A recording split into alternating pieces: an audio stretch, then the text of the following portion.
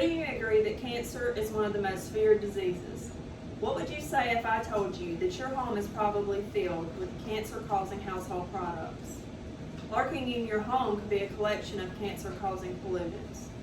I don't think that many people are aware of just how many products that we use each and every day that research shows are causing cancer day by day. It seems as though cancer is on the rise, and we need to be more aware of what is leading this rise.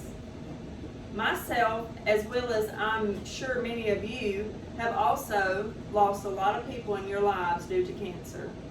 My hope is that awareness about these products will help make a difference in trying to slow this steady progression.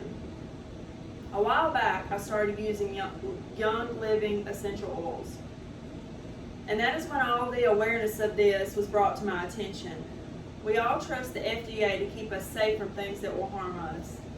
But get this, for an essential oil company to claim that the oil is 100% pure, the FDA only requires that that bottle of oil contains 7% of that actual oil.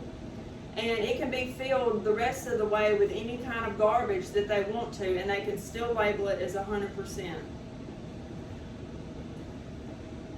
But when you're buying these oils, you think that you're buying 100% oil because that's what the label says. Scary, right? Same goes for every other product here in the U.S. Cancer is often described as a silent killer for many reasons. There are too many products to name them all that are known culprits, but I plan to bring up just a few of these today. Probably one of the ones that everyone has laying around. Most of us could agree that we've used a cleaning product or spray that has irritated our eyes, skin, or lungs, or maybe even given you a headache. Well, this is because these products release chemicals that are harmful to us. These chemicals are volatile organic compounds, or also known as VOCs. It is suspected that the exposure to these chemicals could lead to the development of cancer. It is important to always clean in a well-ventilated area, but more especially to try to not buy the products that contain these things. There is a database from the U.S. Environmental Protection Agency that lists the products that are safe to use. All right now, who loves a great smelling candle? I'll go on a limb and say that most people like for their homes to smell good. So most of us use candles, sprays, wax melts, and plug-ins. But where does that great smell come from? Fragrance. Let's talk about candles for a minute. So candles are made up of wax, usually paraffin wax. This type of wax is made from petroleum, which is a byproduct of making gasoline. Therefore, when we burn these candles, we are again releasing chemicals into a small space of air that we are breathing. In 2001, the EPA concluded that burning paraffin wax emits harmful toxins and increases health risks with multiple exposures. Second, these good smells that we love come from those candles that comes from synthetic fragrances, which are made up of chemicals.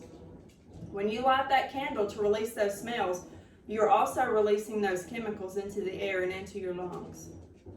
In a 2008 study published in the Journal of Environmental Impact Assessment Review, researchers tested 6 products for toxic chemicals, 3 of which were air fresheners.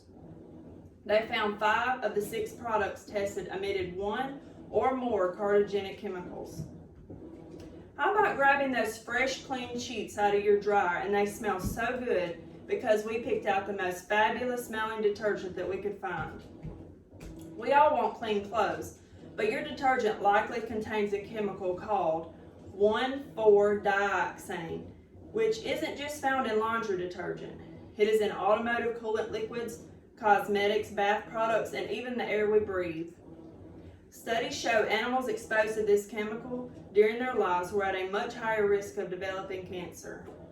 While there is little information regarding how humans fare when exposed to 1,4-dioxane over a lifetime, the Department of Health and Human Services and the Environmental Protection Agency consider the chemical a likely carcinogen. So after hearing all of this, are you beginning to see the seriousness of this and wonder just how many things that we use each and every day, over and over, could very well be making us sick or maybe even worse. I say all this to make the point that we need to be looking a lot closer and doing a lot more research on the products that we are using. No, we cannot possibly stop using all the day-to-day products that we use, but we can choose safer options by doing research on those products. Do your research. Know what's in the products you and your family use. And lastly, pass the word on. Just because the label says that it's safe doesn't always mean that that's true. What if just by making a few better choices of your household products would save your life?